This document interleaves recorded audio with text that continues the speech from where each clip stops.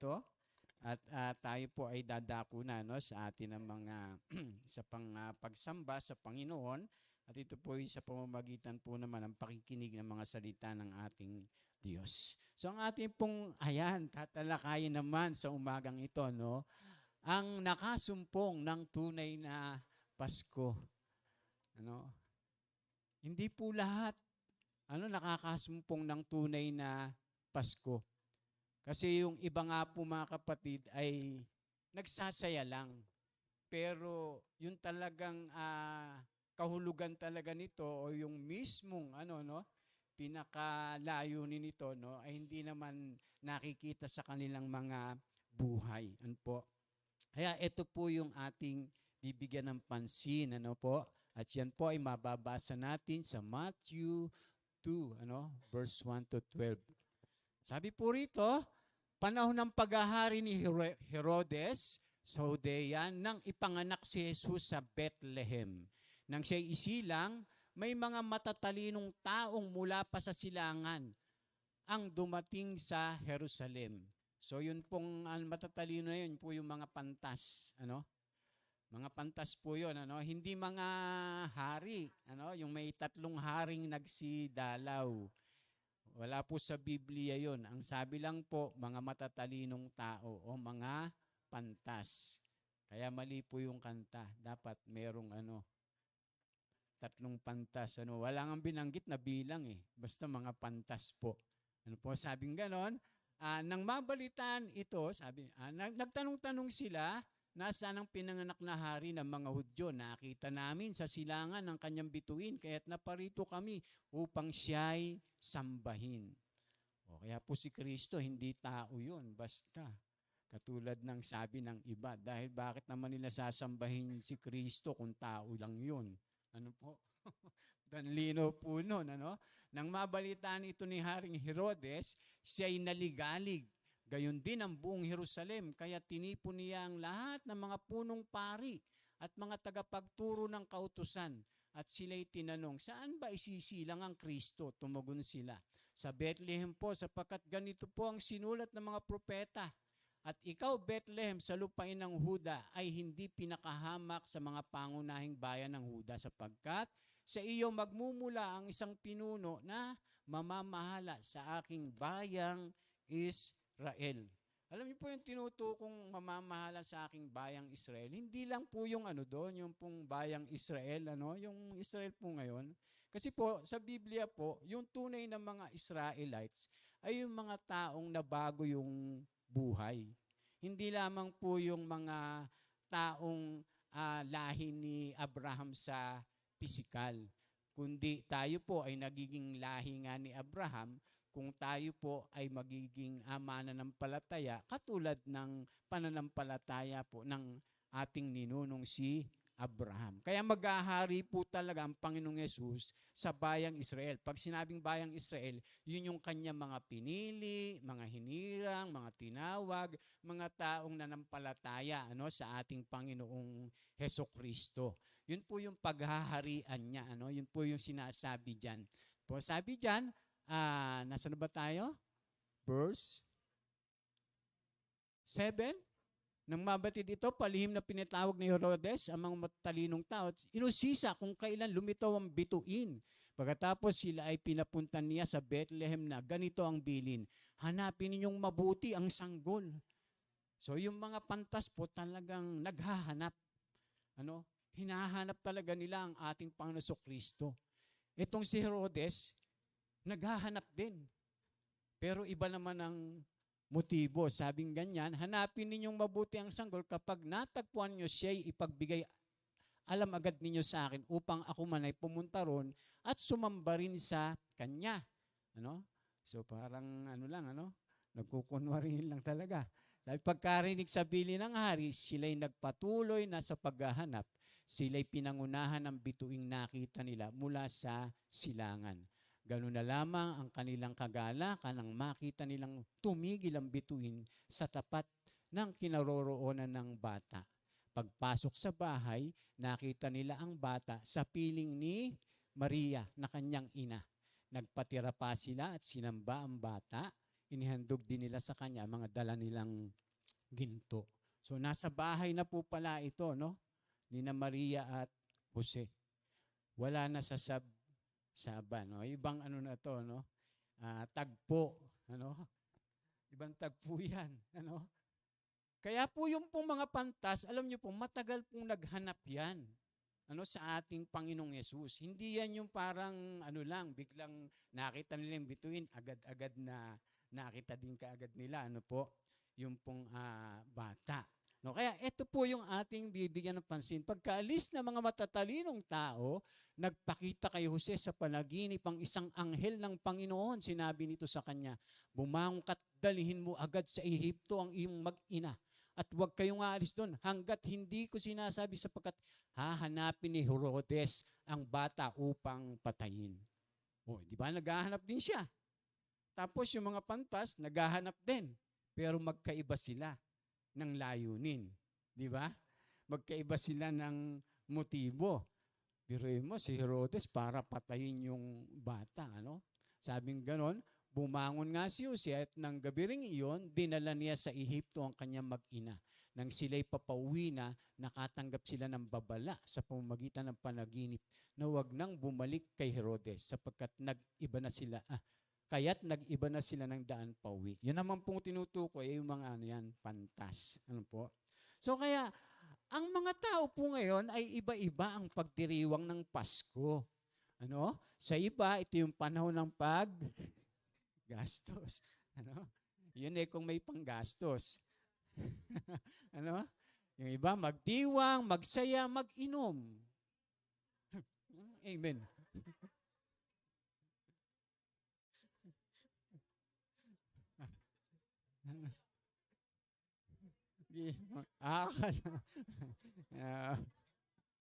Diyos. Hindi, nililinaw lang. Sabi yung iba, mag-inom, kumain at iba pa. Sa iba naman, ito yung panahon ng pagpapasalamat at pag-alaala para kilalanin ang kaloob at kaligtasan na pinagkaloob sa atin ng unang Pasko. Yun po yung unang Pasko. Bakit, Pastor? Meron bang huling Pasko? Meron. Ang unang Pasko ay yung pagdating ng Panginoon. Ano yung huling Pasko? Pagbalik. Uli ng Panginoon. Huling Pasko yon, mga kapatid. Kasi ibig sabihin ng Pasko, yung pagdating ng Panginoong Yesus nung siya'y nasa katawang tao. No po, para iligtas yung sangkatauhan. Para yung mga taong makasalanan, kung manunumbalik sa Kanya, magbabalik loob sa Kanya, magsisisi at susunod sa Kanya, ay pagkakaluban niya ng buhay na walang hanggan. O ngayon, pagbalik niya, ang kukunin niya yung mga sumusunod sa Kanya. Yun na yung huling Pasko. Ang ating tinatalakay, yung una. Ano po? Yung ginawa ng Panginoon. Samantalang ang bawat isa ay pinagdiriwang ang Pasko at ang dala nito, hindi lahat ay tunay na naranasan ang kahulugan ng Pasko sa ating buhay o sa kanilang buhay. Marami pong nagdiriwang ng Pasko na hindi nila naiintindihan kung ano ba talaga yung Pasko. Ano po? Kung ano ba yung layunin ng Pasko. Bakit ba naparito ang ating Panginoong Hesukristo? Hindi naintindihan. Basta sila nagdiriwang lang. Ano po? Ginagawa po nila kasi sumikat po yan yung pong pagdiriwang ng Pasko. Sa kasaysayan nga, di ba? Sa totoo lang, ang talagang unang nagdiriwang po, hindi po ng Pasko. Nung pong tinatawag na ng pagdiriwang ng mga pagano nung unang panahon, ay ginagawa nila ng December 25. Tapos, si Constantine po, mga kapatid, isa di ba sa naging yung emperor ng Roma, ng Rome. Siyempre, inadapt niya yung Christianity, mga kapatid, para makilala ng mga tao yung Kristyanismo, itinapat niya. Isa siya nagproklama na ang kaarawan ng tagapagligtas ay yung December 25. Kaya yung mga siyempre sa tinagal-tagal po ng pamumuno ni Constantine, yung pong Pasko, yung kapanganakan ng Panginoong Yesus ay ipinagdiriwang. Kaya nga po naging na siya, yung parang tradisyon o nakagawian. Kaya lang, laging kinokonek yung Pasko ng mga Kristiyano sa pagano. Dahil ang daw nga nun, pinagmulan ay yung paganong pagdiriwang. Hindi po. Iba po yung pagsiselebrate ng mga pagano sa kanilang Diyos-Diyusan. At iba naman po yung celebration ng mga Kristiyano sa tunay na Diyos na nagkatawang tao. Kaya hindi po mahalaga yung pong tinatawag na date, kundi yung mismong event na nangyari, yung ginawa ng ating Panginoong Jesus. So katulad ngayon, gayon din naman, nung unang Pasko, nang ang Panginoong Jesus ay naparito sa sanlibutan, hindi lahat ay nararanasan siya at ang kahulugan ng kanyang pagparito. So sino nga ba yung nakakatagpo talaga ng tunay na Pasko? Yung nakakasumpong. Unang-una po, siyempre, yung mga naghahanap. Yung mga naghahanap, siyempre, pagka maghahanap ka, masusumpungan mo talaga. Pero pagka halimbawa, yung mga tao ngayon, di ba? Talagang masyadong yung nahirati na sa mga bagay-bagay dito sa sanlibutan. Pero po yung talagang Diyos na dapat niyang makilala at tagapagligtas ay hindi talaga niya masusumpungan. Dahil mas, anong hinahanap ng mga tao ngayon? Material, pleasure. Di ba? Yun po yung madalas na hinahanap ng maraming tao ngayon. Pero pagka ang isang tao po ay naghahanap talaga sa tagapagligtas, masusumpungan at masusumpungan niya. Yung tagapagligtas. Sabi nga po rito, nagtanong-tanong sila, nasa na ang pinanganak na hari ng mga Hudyo? Nakita namin sa silangan ng kanyang bituin, kaya't naparito kami upang siya'y sambahin. Actually, yung bituin ang binabanggit dyan, po yan ayon sa pag-aaral, anghel siya. Na gumagabay dun sa mga pantas. Kaya nasumpungan po nila. So yung pong mga pantas, ang Diyos at ang kalooban ng Diyos ay masusumpungan lamang doon sa mga taong tunay na naghahanap sa Kanya. Ang Pasko ay makahulugan lamang doon sa mga naghahanap ng kalooban ng Diyos sa kanilang mga buhay. Ito ang naranasan ng mga pantas, ng mga matatalino. Kaya yung matalino sa Panginoon, yung talagang humahanap ng kanyang kalooban. Amen?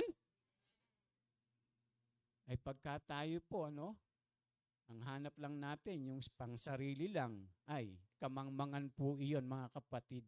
Ang Pasko ay makahulugan lamang doon sa mga naghahanap ng kalooban nito sa kanilang mga buhay. Ito ang naranasan ng mga pantas mula sa silangan sa panahon ng isinilang ang Panginoong Hesukristo. So sino yung naghanap at nakatagpo? Ang mga mago, yung mga magi. Hinanap nila ang mga tanda, mga kapatid. Kaya nasumpungan talaga nila ang ating Panginoong Hesukristo sa kanilang mga buhay. So ganun din po sa atin. Kaya yung mga tao kahit na mag-celebrate nung tinatawag na Pasko, pag wala talaga si Kristo sa buhay nila, parang baliwala. Yung selebrasyon, mga kapatid? Parang ang nangyayari lang ay parang pagsasaya na lang talaga. Yung iba nga talaga namang hanggang umaga kakaroke, nagiinuman lang, di ba? Kaya nasaan? Yung totoong pagdiriwang, makasanlibutan pa rin po yun. Ano pa po sabi? Kinilala nila kung sino talaga ang isinilang. Sino yung isinilang? Siya yung Panginoon na tagapagligtas. Siya yung Mesiyas. Siya yung Diyos na naging tao. Kinikilala talaga nila. Kaya nga nung dumating sila, di ba? Anong ginawa ng mga pantas? Sinamba ang ating Panginoong Hesukristo. Dapat ganun po tayo. Talaga bang sinasamba natin si Kristo sa buhay natin? Pag sinasamba natin si Kristo, anong gagawin natin? Susunod tayo sa Kanya. Kasi yung tunay na pagsamba. Hindi lang yung basta tayo nagpupunta po rito sa church, Hindi lang basta tayo umaawit dito o sumisigaw kayo o pumapalakpak. Kasi kahit gawin natin ang lahat ng iyan, kahit mag-ministry pa tayo, kung hindi tayo sumusunod sa ating Panginoong Yesus, hindi po pagsamba yung ginagawa natin. Ano lang po yon? Ritual. Opo, nagiging ritual po lang lahat yan. Pag wala o hindi talaga doon sa hindi nakapaloob doon sa pagsunod talaga natin sa ating Panginoong Jesus. So naglakbay sila ng malayo upang siya sambahin at alayan. Kaya po walang pagsamba talaga na walang alay. Hindi pwedeng sumasamba tayo tapos di tayo nag-aalay. Ano po yung inalay ng ng mga pantas noon? Ginto, ano pa? Mira, ano pa? Insenso. Alam nyo, may mga yun may mga ibig sabihin nun. Yung ginto, para saan? Sa hari. Tama ba? Oo. Yung, ano pa yung isa? Yung mira. Alam nyo po kung saan yun? Nagre-represent yun na ang Panginoong Yesus, dadating yung panahon na siya'y mamamatay at ililibing. Ano po? Sa mga pari yan ginagawa binibigay. Di ba ang Panginoong Yesus po ay pinakapunong pari o saserdote. Ano yung yung isa? Insenso, yon. Lalo na po, nabanggit ko na, sa pari. Yun po yung ginagawang, yung noon, sa lumang tipan, sila, usok. Po? So, meron po silang, mga inialay sa Panginoon. Sino pa yung naghanap, ngunit hindi nakatagpo ng Pasko? Ang nakatagpo lang ng totoong Pasko ay yung mga pantas at talagang kumilala sa ating Panginoong Yesus. Pero sino pa yung naghanap ngunit hindi nakatagpo ng Pasko? Si Herodes. Si Herodes po. Bakit? Kasi nga po nalaman niya ngunit hindi niya kinilala ang pangyayari. Alam niya na may hula tungkol sa ating Panginoong Jesus. Kasi sinabi nung mga nung mga punong pari. Nagtanong pa nga siya. At lalo na po yung mga punong pari noon, yung mga reliyoso, hindi po talaga din nakasumpong ng tunay na Pasko. Alam lang nila na may mga hula. Pero hindi nila kinilala at tinanggap. Niloob niyang, tinan niyo po si Herodes, niloob niyang patayin ang sanggol at nangagsinungaling siya sa mga mago upang maisagawa lamang ito. Diba? Imbis na maggalak din siya, magsaya siya, na isinilang yung tagapagligtas, ay hindi. Alam niyo po kung bakit niya gustong ipapatay? Sa palagay niyo. Natatakot siya. Baka kasi maagawan siya ng posisyon. Kasi siya ang nun sa Israel Hari tapos yung hula, ipapanganak yung haring tagapagligtas na mamumuno sa Israel, di ba? So na-threaten siya. Imbis na maniwala siya, manampalataya siya, doon sa hula tungkol sa tagapagligtas ay hindi. Ang sabi pa diyan, niloob niyang patay ng sanggol at nangagsinungaling siya sa mga mago upang isagawa lamang ito. Ano pa? Nang siya'y mabigo, ipinapatay ang lahat ng mga sanggol ng sing-edad ng Panginoon. Handa siyang gawin ang mali at masama, masunod lamang yung kanyang gusto at hilig. Pinapatay niya po yung mga sanggol noon na kasing edad. Kaya galit na galit si Herodes nang malaman niyang nilinlang siya ng mga matatalinong tao, nung pantas. Kaya't pinapatay niya ang lahat ng batang lalaki sa Bethlehem. At sa palibot nito mula sa gulang na 2 taon, pababa, batay sa panahong sinabi sa kanya ng mga matatalinong tao. Kaya po yung mga pantas, halos 2 taon nag-ano yan eh. Hanap. Dahil 2 taon na ang Panginoon nabanggit dito eh. Mga kapatid eh. Ano po? Kasi ibang event na po ito, no? Mga kapatid. Pero itong si Herodes, sabing ganyan, ipinapatay yung lahat. Ano na mga bata nung panahong yun, kaya nangyari yung hula sa gayon at tupad ang sinabi ni Propeta Jeremias. Narinig sa Rama ang isang tinig ng pananangis at ng malakas na panagoy tinangisan ni Raquel ang kanyang mga anak. Ayaw niyang paaliw sapagkat patay na sila. Biruin niyo yung ginawa po ni Herodes, ibang-iba doon sa paghahanap na ginawa ng mga pantas. Si Herodes naghanap nga pero hindi nakasumpong ng tunay na Pasko o ng pagdating ng tagapagligtas. Yun lamang tunay na mga naghahanap. Tayo po mga kapatid, nasumpungan na po ba natin ang ating Panginoong Yesus? Amen? Hindi lang tayo ang nakasumpong sa Kanya. Siya yung nakasumpong sa atin. Dahil ang Panginoong Yesus, nung naparito din, hinahanap niya tayo. Naghahanapan lang pala tayo, no?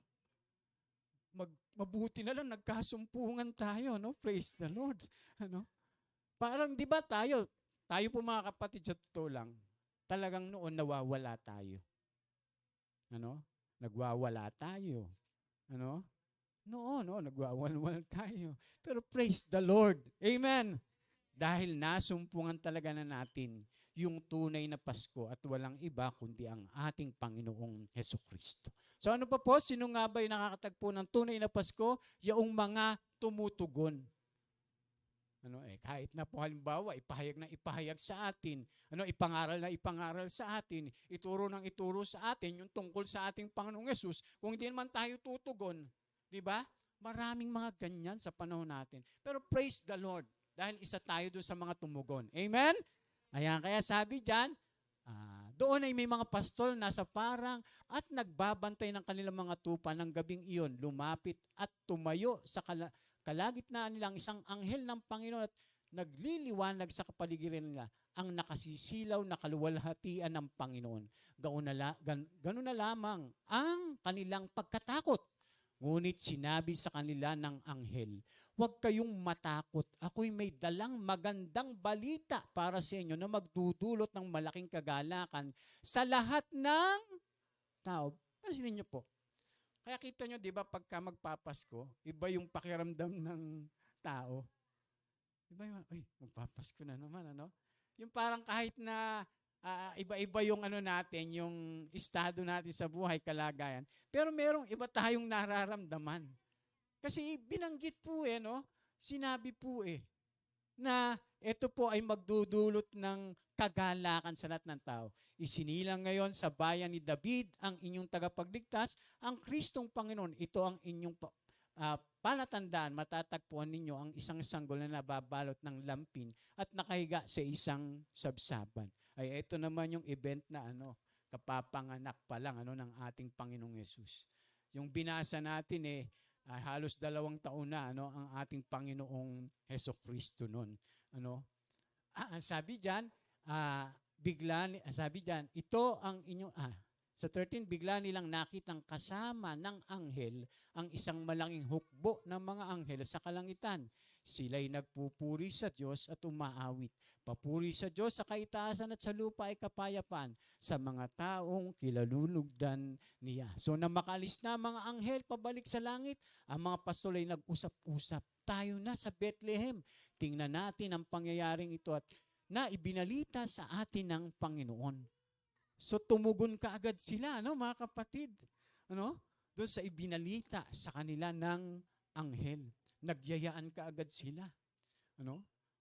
Kaya praise the Lord sa atin din, ganun, Nung may nagbalita sa atin, ibig sabihin may nag-share sa atin, may nagbahagi sa atin ng salita ng Panginoon, may nagyakag sa atin, may nagpahayag sa atin, salamat sa Diyos.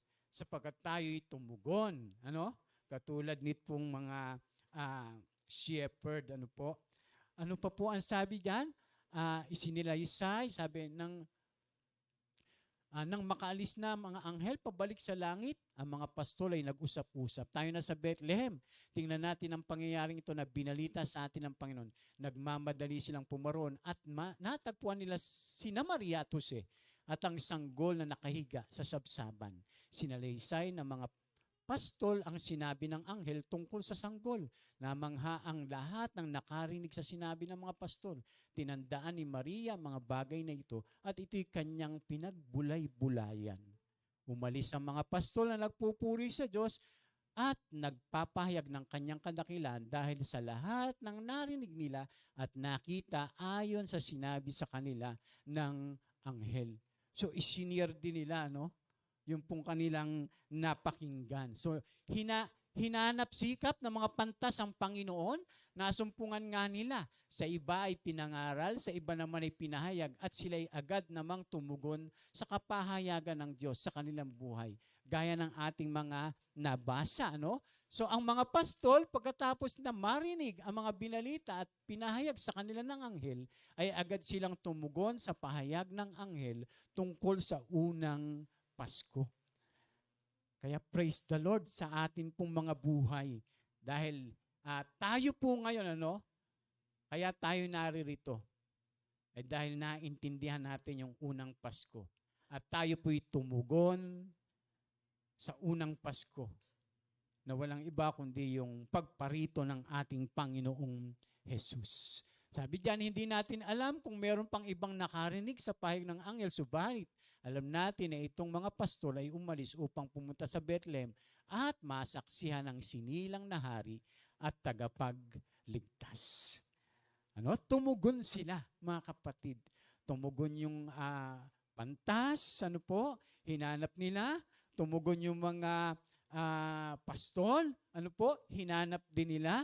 Nung marinig po nila, yung balita tungkol sa pagparito o doon sa ipinanganak na tagapagligtas. So, panghuli po, ayan, bilis natin, Kasi baka, marami pa kayong gagawin. Sino nga pa ang nakatagpo ng tunay na Pasko? Ayan po, yaong mga sumusunod. Ito po yung pinakamahalaga. Kaya kahit anong gawing pagdiriwang, pagsiselebrate ng mga tao, sa Paskong tinatawag, pero hindi naman sila sumusunod sa Panginoon, ay walang kabuluhan. Sayang lang. Ay minsan pa nga, ito pang ang Pasko pagka dumarating Yung iba, lalong hindi sumusunod Bakit? Nagwawalwal lang. Nagiinuman. Happy-happy lang. Pero hindi talaga para sa Panginoon. Kundi para lang sa kanilang sarili.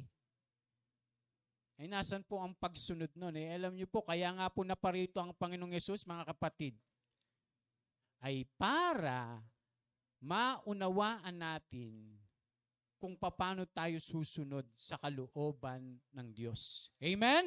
Kasi kung hindi natin makikilala ang Panginoong Jesucristo, ay mahihirapan tayong makasunod sa Diyos. Sabi nga po rito, ayan, wala na.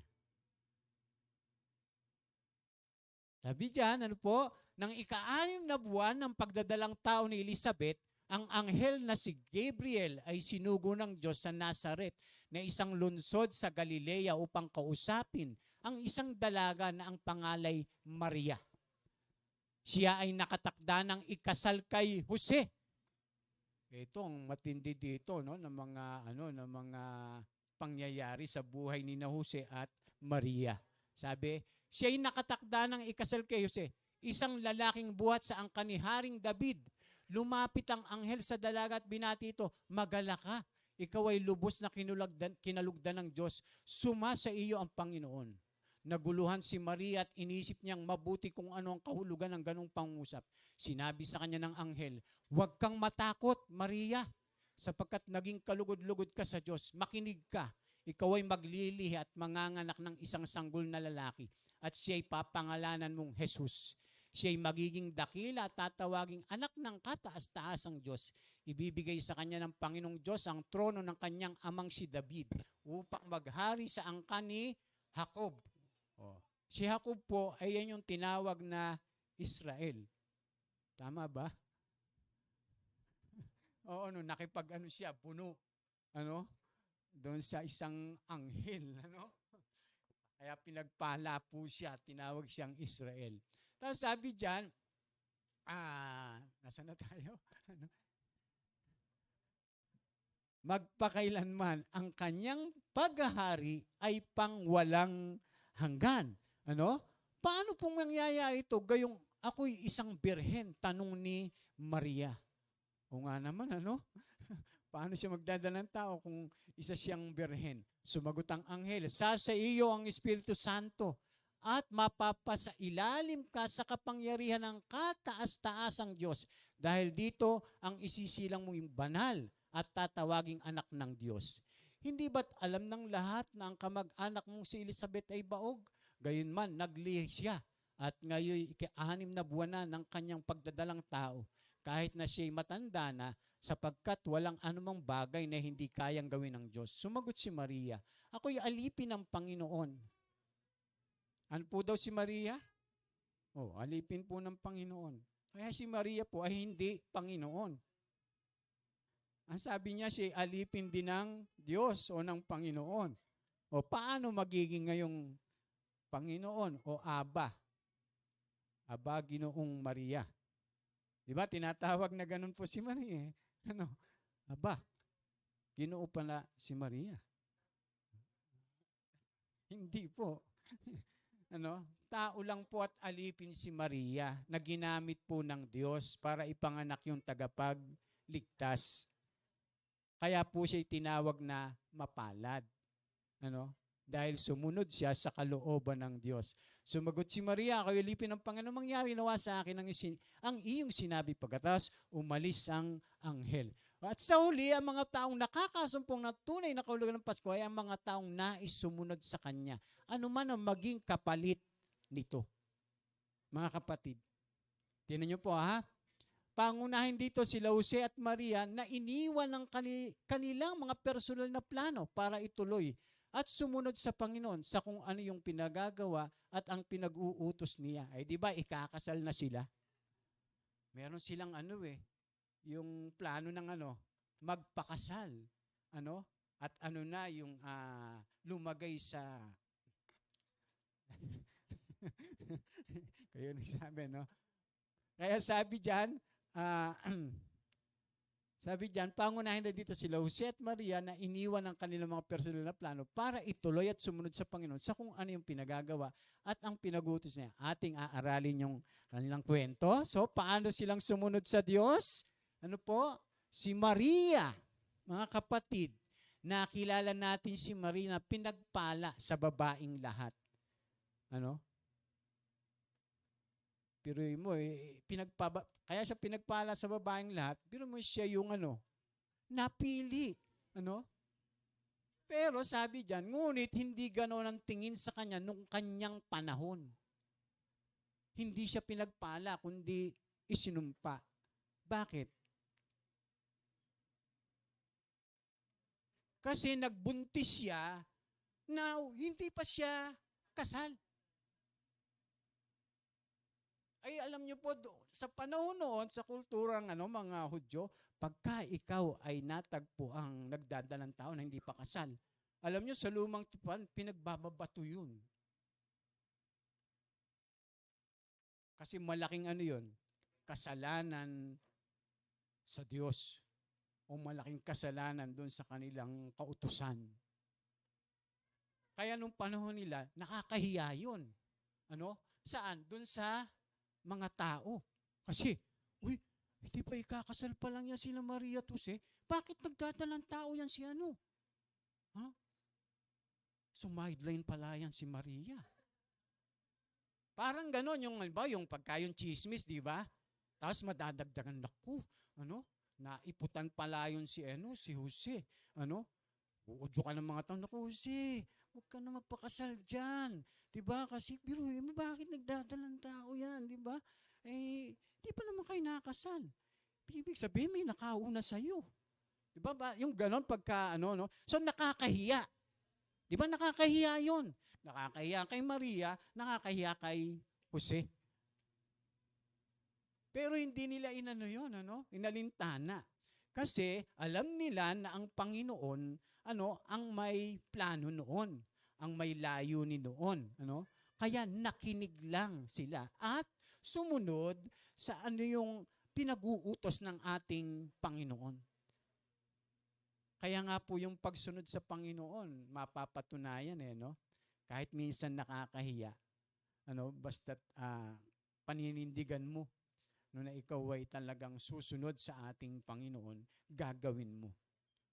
Ganun po yung ginawa po ni Maria. Ano pa po ni hindi niya alam na pakakasalan pa rin siya ni Jose nung oras na iyon. Diba? Siyempre nakakahiya na yun kaya parang paano ba yan? Magpapakasal na kami tapos ganito pa yung nangyari sa akin. Pwedeng ganun nasa isip niya Ano po? Pero nakinig siya sa sinasabi po ng anghel na isinugo po ng Diyos. Na kahit parang nakakahiya talaga, hindi parang nakakahiya talaga, Pero, di ba? Nanindigan siya na sundin kung ano yung pinag-uutos ng Panginoon. Amen? Dapat ganun din po tayo. Kaya huwag tayong nahihiya basta tayo sumusunod sa Panginoon Huwag natin ikakahiya ang Panginoon. Huwag natin ikakahiya yung salita ng Panginoon. Huwag natin ikakahiya yung mga gawain ng Panginoon.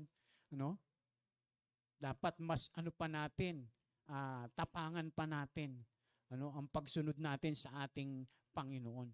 Kahit minsan may mga taong nagsasalita ng laban sa ating pananampalataya. Hindi naman mawawala yan Nasa paligid lang natin yan Kung ano-ano yung sasabihin sa atin.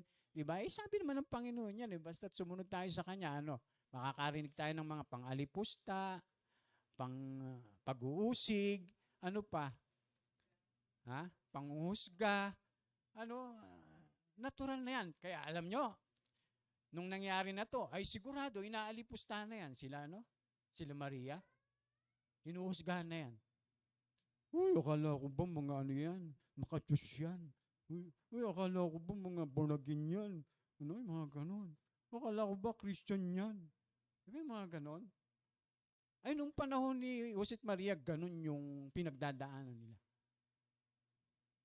Pero, nanindigan sila sa kanilang pagsunod sa Panginoon. Gayunman ay nagpasakop siya sa kanyang narinig na kapahayagan mula sa Panginoon. Amen? So dapat ganun din tayo. Kinakailangang magpasakop pa rin tayo mga kapatid sa ating Panginoon. Kahit na merong mga humahadlang, kahit na merong mga nanguusig, kahit na merong mga yung nang-aalimura, kasama po yan. Tapos, sabi nga po dyan, paanong mangyayari ito? Gayong ako'y isang birhen, tanong ni Maria. Pero ang sabi niya, ako'y alipin ng Panginoon, mangyari nawa sa akin ang iyong sinasabi. Kaya kung ano yung kalooban ng Panginoon sa atin, naway yun yung mangyari. At kung ano yung kalooban talaga ng Panginoon sa atin, yun yung ating gawin. At ganun po yung ginawa ni Maria. Ano? Subalit, sabi rito, no?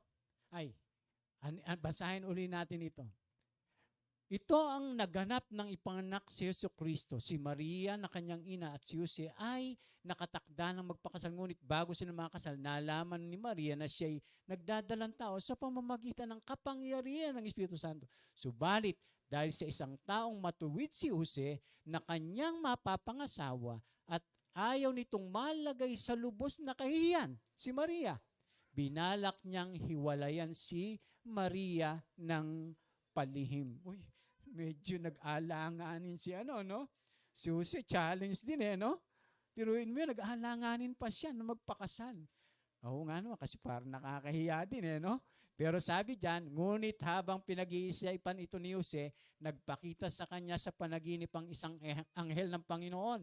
Sinabi nito sa kanya, Jose, anak ni David, huwag kang matakot na pakasalan si Maria sapagkat ang sanggol na dinadala niya ay mula sa Espiritu Santo. Kaya nga no, talagang mahiwaga yung pagkakatawang tao ng ating Panginoong Jesus. May nagtuturo po, di ba, ng mga relihiyon na si Jesus daw ay tao, hindi Diyos. Alam niyo po, kung siya ay tao lang, ay dapat sa pamamagitan po ni Maria at Jose, sa binhi nila, naisilang si Kristo. Pero sa pamamagitan ng Espiritu Santo. Paano magiging tao lang yun? Kaya masyadong mahiwaga po yung kapanganakan ng ating Panginoong Hesukristo. Kaya nga po siya ay tinatawag natin na Diyos na tao o taong Diyos. Kasi siya yung Diyos na nagkatawang tao. Mga kapatid. Kaya ito pa po yung sumunod. Nangyari nga ang lahat ng ito upang matupad ang sinasabi ng Panginoon sa pamamagitan ni propeta. Pamamagitan ng propeta, tingnan ninyo, maglilihi ang isang birhen at magsisilang ng isang sanggol na lalaki. At tatawagin itong Emmanuel. Ang kahulugay nito'y kasama natin ang Diyos. Pero yun po yun, kasama natin ang Diyos. Amen? Kaya pagka po tayo na kay Kristo na, lagi nating kasama ang Diyos. Hindi ako hindi ako mangangamba. Hindi ako mababalisa. Kasama natin ang Diyos. So nang magising si Jose, sinunod nga niya ang utos ng anghel ng Panginoon at eto na, pinakasalan niya si Maria. Ngunit hindi niya sinipingan si Maria hanggang magsilang ito ng isang anak na lalaki. At Jesus nga ang pinangalan ni Jose sa sanggol. So si Jose naman po, sabi diyan, marangal si Jose, ngunit laban sa kanyang paniniwala at sa kultura ng kanyang panahon, napakasalan si Maria. Pero anong ginawa niya? Pinakasalan niya pa rin. Kahit nga dito sa atin, di ba? Minsan nangyayari yun No? Kapag medyo nag-aninlangan yung lalaki, hindi niya itinutuloy. Kapag meron siyang nadiskubre. Lalo pa po sa kanila. Sa kanilang kultura, hindi po talaga nila yun papayagan. Kasi noon, pagka-engage ka na, parang itinuturing ka ng talaga. Na kayong mag-asawa. Na magkakatuluyan. Pero, ang ginawa pa rin ni Jose, mga kapatid, ay pinakasalan. Ibig sabihin, sumunod pa rin. Si Jose, kahit parang nakakahiya. Pinakasalan niya pa rin. Si Maria. Ano pa po, mga kapatid? Narinig niya ang anghel at sumunod siya rito na iganap ng Diyos ang mga plano niya dahil dito, mga kapatid. Ayan. Ano po? Ayan. So, tapos na po tayo. Ano? So, sino nga po ba nakakatagpo ng tunay na Pasko? Una po, yung mga naghahanap sa Diyos. Pangalawa, yung mga tumutugon sa Diyos. At pangatlo, yung mga sumusunod sa Diyos. Kaya ito po yung pinakamahalaga. Yung sumusunod sa Diyos. Yung sumusunod sa ating Panginoong Hesukristo. Ay huwag tayong tumulad, mga kapatid, doon sa mga taong naghanap pero hindi nakasumpong sa Panginoon. Ano? Huwag tayong tumulad doon sa mga nagdiriwang nga ng Pasko pero hindi kinikilala ang ating Panginoong Hesukristo. Dahil hindi naman nila hindi nakikita sa kanila pong buhay. Kaya sabi nga po rito, kung ihalin tulad naman natin si Herodes at mga pinuno ng reliyon ng panahong iyon, alam nila na ipinanganak ang hari at tagapagligtas. Ba't napunta tayo dyan? Tama, no? Subalit hindi sila tumugon ng may pananampalataya at pagsunod. Sa halip, nais pa nilang wasakin ng bata at protektahan lang ang kanilang mga sarili at posisyon. So nawala po tayo. Ayan. So sabi diyan, ang benepisyo ng Pasko ay doon lamang sa mga naghahanap sa Kanya at mga tumutugon lamang at sumusunod. Doon lamang sa mga tunay na nanampalataya sa Panginoong Yesus. Marami ngayon ay katulad ni Herodes at ng mga reliyoso na mga panahong iyon na ang Panginoong Yesus ay banta sa kanilang makamundong pamumuhay na kanilang kasiyahan. Sa halip na hanapin ang tunay na kahulugan ng Pasko, ang hanap nila ay wasakin ng Panginoong Hesukristo at ang kahulugan nito, mga kapatid. So marami ngayon pinagdiriwang ang Kapaskuhan saan? Sa paglalasing, sa pagsunod lang sa kalayawan at sa sarili lang nilang pamamaraan, parang walang pinagkaiba kila Herodes at sa mga reliyosong mga tao na ayaw nilang hayaan na baguhin sila ng ating Panginoon. Sa katotohanan ay hindi talaga nila nasumpungan ang tunay na kahulugan ng pagparito ng ating Panginoong Jesus. Amen? Kaya tayo po, mga kapatid, purihin natin ang Panginoon. Sambahin po natin siya, paglingkuran po natin siya. At ang buhay po natin ay patuloy na ialay natin sa Kanya. Gaya ng ginawa ng ating Panginoong Hesukristo. So, maligayang Pasko po sa inyong lahat at pagpalain po tayo ng ating Panginoon.